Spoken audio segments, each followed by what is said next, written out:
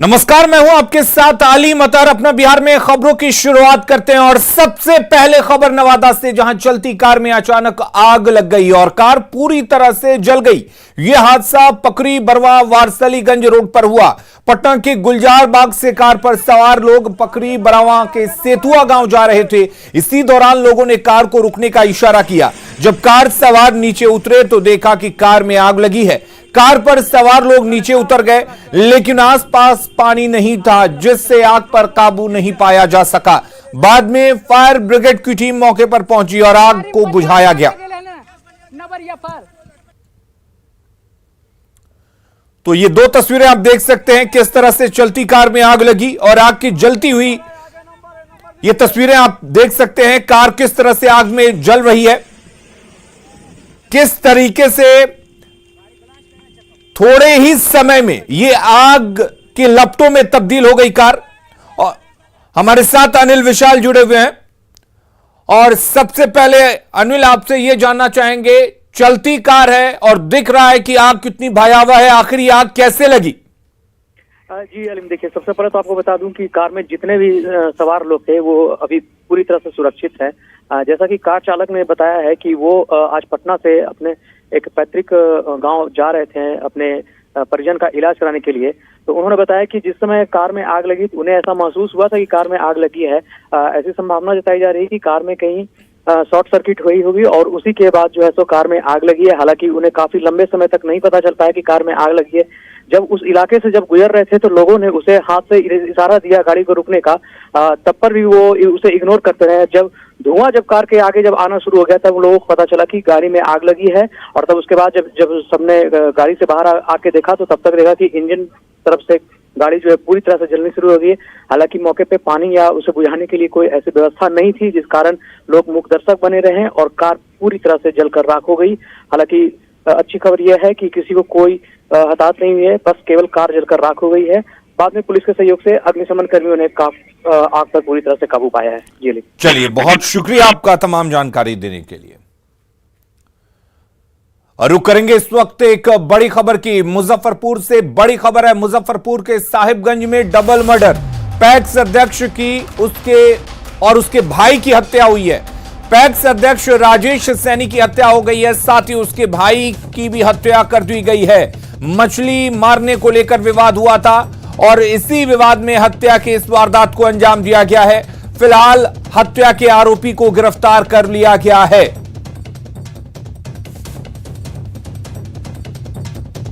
तो मछली मारने को लेकर विवाद हुआ मुजफ्फरपुर में और उस विवाद में दो लोगों की हत्या कर दी गई है।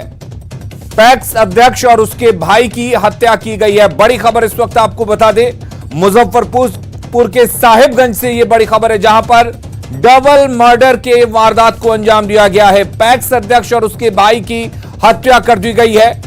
राजेश सैनी पैक्स अध्यक्ष थे और उनके भाई की हत्या की गई है। मछली मारने को लेकर यह विवाद हुआ था और उसी विवाद में हत्या के इस वारदात को अंजाम दिया गया है। आपको बता दें कि हत्या का आरोपी गिरफ्तार कर लिया गया है।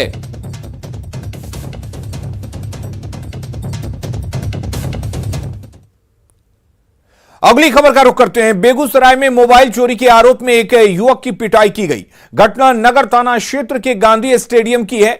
यहां लोगों ने मोबाइल चोरी के आरोप में युवक को पकड़ लिया और उसकी पिटाई की। बाद में आरोपी युवक के दोस्त वहां पहुंच गए और गलत आरोप लगाकर पिटाई की बात कही, जिसके बाद आरोप लगाने वाले वहां से भाग गए।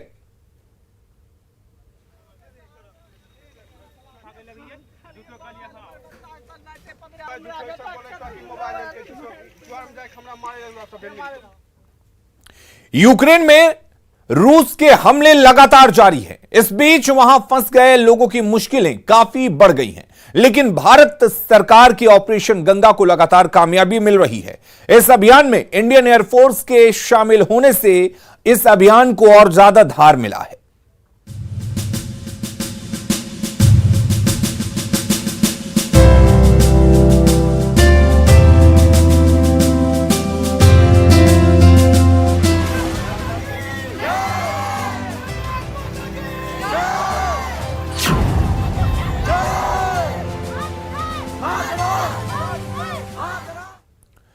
और यूक्रेन से छात्रों को वापस लाने के लिए ऑपरेशन गंगा लगातार जारी है। आज 4 विमान से 798 भारतीय वापस लौटे।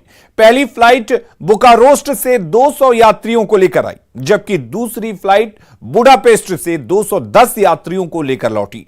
वहीं तीसरी फ्लाइट पोलैंड के रेजुजो से 208 लोगों को लेकर भारत लौट आई, जबकि चौथी फ्लाइट बुडापेस्ट से 180 लोगों को लेकर लौटी।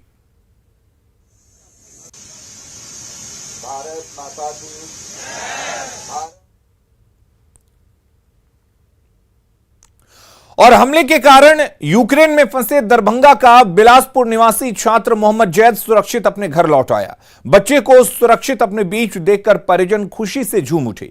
जैसे ही छात्र की वापसी की खबर गांव के लोगों को मिली, लोग घर वापस लौटे और छात्र से मुलाकात के लिए उसके घर इकट्ठा हो गए।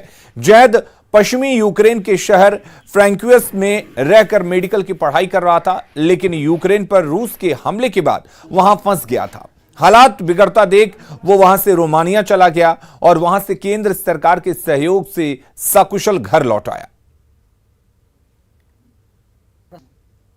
जो हमारे वहाँ पे केयर टेकर है डॉक्टर अभिषेक कुमार, उन्होंने आके इन्फॉर्म किया कि युद्ध स्टार्ट हो चुका है और अब आप लोगों को निकलना पड़ेगा, तो अब अपना बैग पैक स्टार्ट करिए। सबसे पहले तो मैंने अपने सारे डॉक्यूमेंट्स इकट्ठे किए और उसे अपने एक बैग में डाल लिया, और फिर उन्होंने उनकी मदद से हम लोगों ने अपना एक प्राइवेट बस बुक किया, जिनके हर पर स्टूडेंट पे 4000 रुपये खर्च आए, और वहाँ से हम लोग रोमानिया बॉर्डर के लिए निकले। रास्ते में हम लोगों को कोई परेशानी नहीं हुई। हम लोग बस पे झंडे इंडियन फ्लैग लगा करके, सब लोग अपने अपने बॉडी पे इंडियन फ्लैग लगा करके बस में बैठे और वहाँ से रोमानिया बॉर्डर के लिए निकले। यूक्रेन में संकट में फंसे भारतीय छात्रों के लिए तिरंगा झंडा बड़ा सहारा बना हुआ है, लेकिन उन छात्रों के लिए वो पल भी गौरव का पल बन गया जब भारतीय छात्रों ने पाकिस्तानी छात्रों को अपने हाथों में तिरंगा लेकर अपनी अपनी जान बचाने की कोशिश करते हुए देखा। यूक्रेन से हाजीपुर लौटे अभिषेक ने बताया कि उनके साथ करीब 20 छात्र पाकिस्तान के थे, जो संकट की घड़ी में तिरंगा झंडा थामने के लिए मजबूर हो गए। पाकिस्तानी छात्र भी अपनी गाड़ियों पर तिरंगा लहराकर यूक्रेन से बाहर निकले। अभिषेक ने भरोसा जताया कि भारत सरकार सभी भारतीयों को वापस भारत ले आएगी।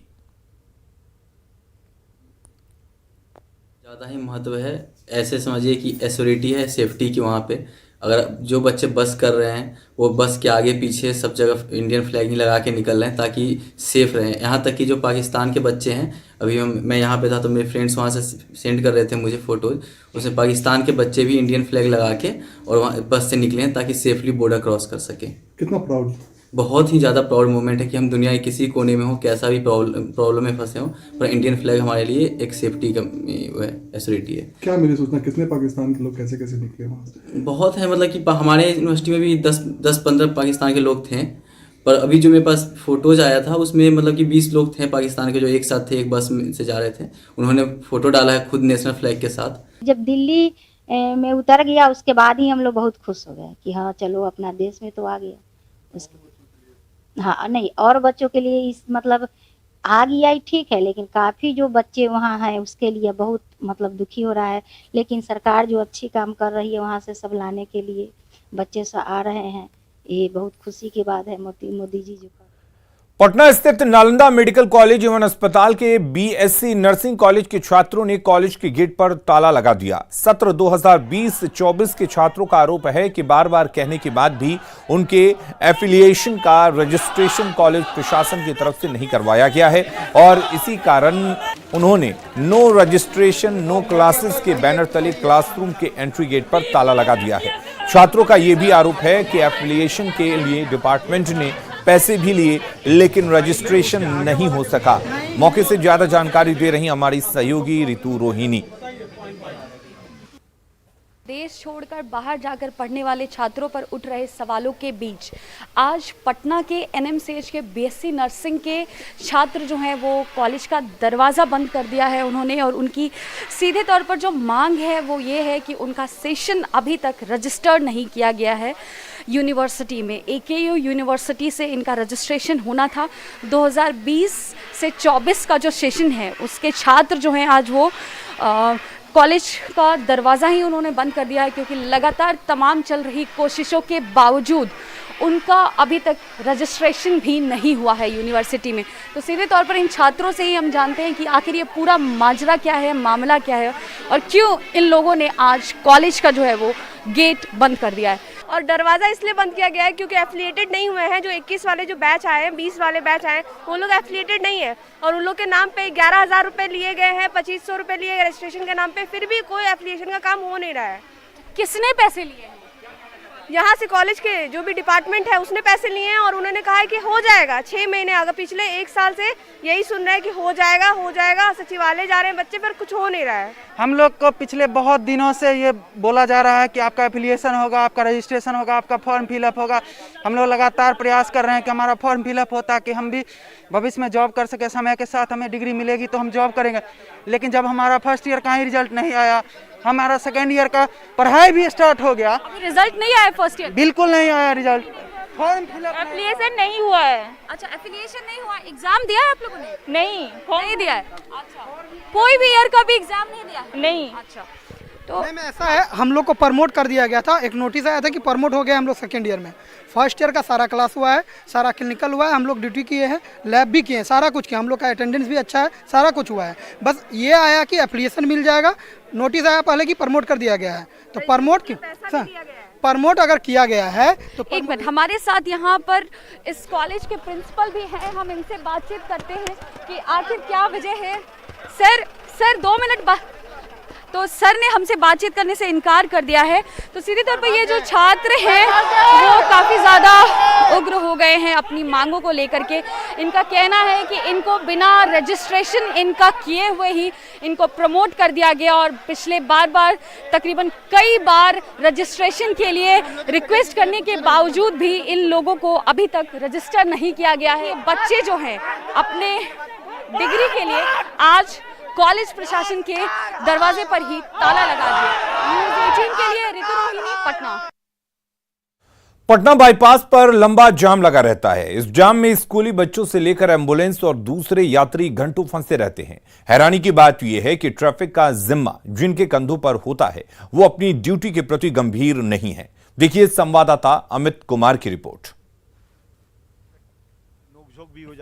पटना पुलिस नींद में है, ये बात हम इसलिए कह रहे हैं क्योंकि आए दिन पटना में बाईपास में इस तरह से जो है वो जाम लगता है और ये जाम कई किलोमीटर तक लग जाती है। देख सकते हैं कि यहाँ काफ़ी लंबा जाम लगा हुआ है।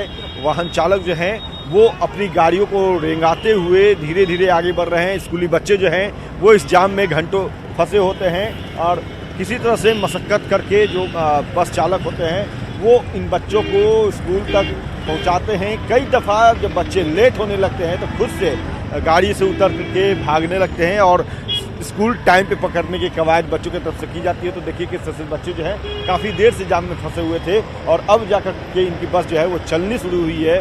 तो यहाँ जो ये ट्रैफिक जाम होता है और इसकी बीड़ा जो है ट्रैफिक पुलिस की होती है, स्थानीय जो थाना है उनका ये जिम्मा होता है कि वो स्कूल बसों को या जो जाम है उससे निजात दिलाए। लेकिन यहाँ पे प्रशासनिक अमले के अधिकारी नज़र नहीं आते हैं। हाँ, कम्युनिटी पुलिस जो संभालते हैं वो युवा यहाँ पे ये जाम छुड़वाते हैं। क्या नाम है आपका? पवन मिश्रा सर। पवन जी, ये बताइए आप ट्रैफिक पुलिस है या कम्युनिटी? नहीं, कम्युनिटी पुलिस है सर। कम्युनिटी पुलिस है। कब कितने दिनों से यहाँ काम कर रहे हैं? 6 साल हो गया सर। 6 साल से डेली जाम लगता है इसी तरह से? जाम छुड़वाते हैं। स्कूल का एक टाइम हो ले सर, जाम का कारण वही है। स्कूल टाइम चेंज काफी परेशानी होती होगी जाम छुड़ाने में? परेशानी तो होवे करती है। हम लोग जाम छुड़ाते हैं यहाँ पर, सब गाड़ी अच्छा पूर्वक से निकालते हैं गाड़ी को।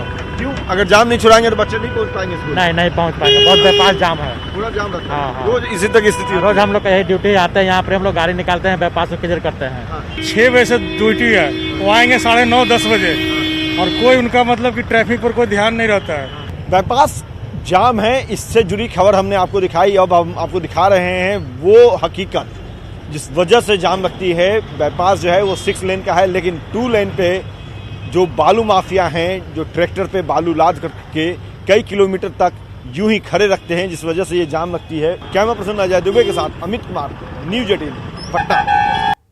जहानाबाद शहर की सूरत जल्द बदलने वाली है। इसको लेकर नगर परिषद के अधिकारी और कर्मी जोर शोर से काम कर रहे हैं। दीवारों की रंगाई की जा रही है और सफाई का काम तेजी से किया जा रहा है। गांधी मैदान की बाउंड्री पर पेंटिंग के जरिए सामाजिक संदेश भी दिया जा रहा, जिससे शहर को साफ सुथरा रखा जा सके। नगर परिषद के कार्यों का जायजा लिया हमारे सहयोगी राजीव रंजन ने। सूरत से अच्छी एक सीरत होती है, ये बात तो आपने सुनी होगी, लेकिन शहर की इस सुंदरता से सूरत के साथ साथ सीरत भी बदल रही है। कैसे, वो हम आपको बताते हैं। नगर परिषद की पहल से जहानाबाद में दीवारों पर स्वच्छ सर्वेक्षण 2022 के तहत अभियान चलाया जा रहा है, जिसमें पंपलेट पोस्टर की जगह यहाँ पे संदेश लिखाया जा रहा है। स्वच्छता सर्वेक्षण 2022, पॉली बैग नहीं तुम्हारा दोस्त, गंदगी और बीमारी का है मुख्य स्रोत, नगर परिषद जहानाबाद।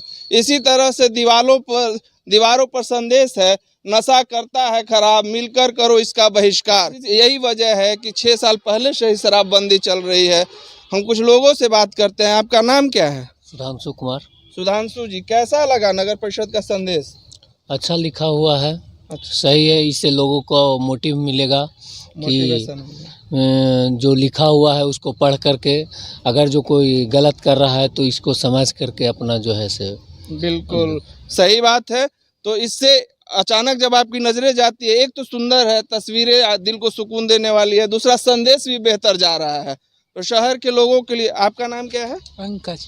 पंकज, आपने पढ़ा ये संदेश? पढ़ा। शहर में इस तरह से स्लोगन लिखा जाना दीवारों पर जहाँ गंदगी होती थी, अभी कैसा लग रहा है? ठीक लग रहा है। आज समाज में इस तरह से इफेक्ट पड़ता है कि यहाँ तो सभी उम्र के और सभी तबके के लोग घूमने आते हैं और इसको पढ़ते हैं तो मन में एक भावना जगती है कि सचमुच गंदगी बढ़ गई है और उसकी सफाई होनी चाहिए। शराब खराब चीज़ है, उससे आदमी को जो है दूर रहना चाहिए। तो ये सब सारी चीज़ें एक तरह से अंदर बैठती हैं। वाकई ये सुंदर तस्वीरें हैं और ज़रूरत है और जगहों पर भी जहां लोग पान की पीक फेंक देते हैं या फिर गंदगी फेंक देते हैं, उन दीवारों को भी सुंदर बनाने की ज़रूरत है। राजीव रंजन विमल, न्यूज़ 18 जहानाबाद। रिलायंस इंडस्ट्रीज ने फ्यूचर ग्रुप के रिटेल स्टोर्स पर नियंत्रण लेकर उसकी रीब्रांडिंग शुरू कर दी है। रिलायंस के इस फैसले से फ्यूचर ग्रुप के स्टोर्स से जुड़े सभी लोग राहत की सांस ले रहे हैं।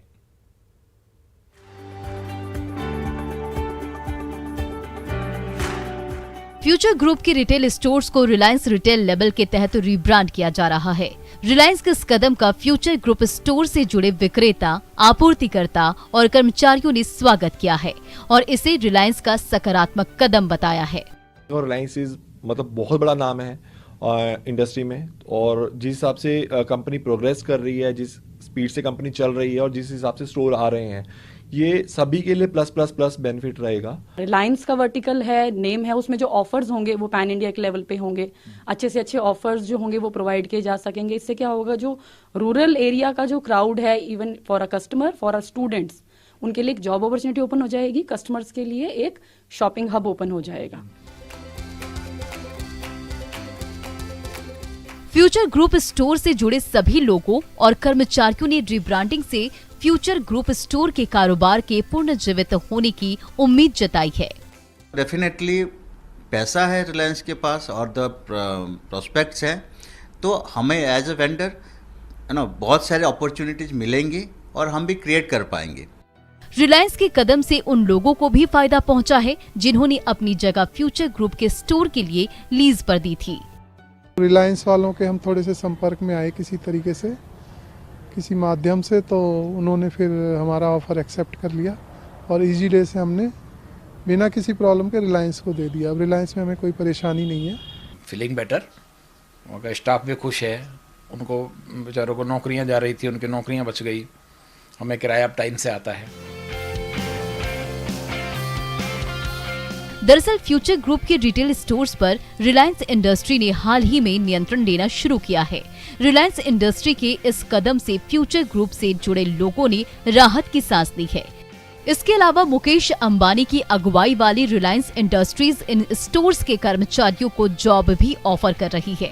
रिलायंस इंडस्ट्रीज के इस फैसले से फ्यूचर ग्रुप के रिटेल नेटवर्क के लगभग 30,000 कर्मचारियों की नौकरी सुनिश्चित होगी। Bureau report, news 18 network.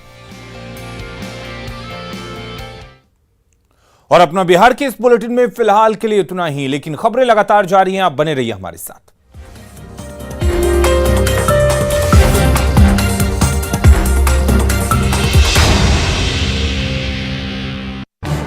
इस न्यूज हेडलाइंस के प्रायोजक पेट सफा आयुर्वेदिक